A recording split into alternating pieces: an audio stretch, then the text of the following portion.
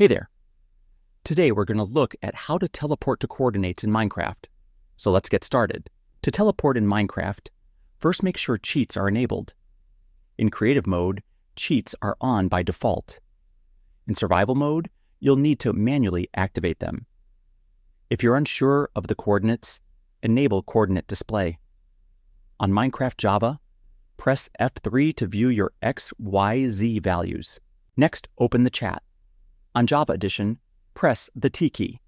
Then type the command /TP, followed by the X, Y, and Z coordinates. For example, /TP 50 80 50. Keep in mind, the Y coordinate controls your height. A low Y value might place you underground. A safe option is to set Y to around 100. As you can see, I died in a wall because Y was 80. Now let's try again, but this time, let's make Y 200. And now I fell from a height and died. Great. So choose your Y coordinate wisely. Around 100 is good. And that wraps it up. Appreciate you watching. See you in the next one.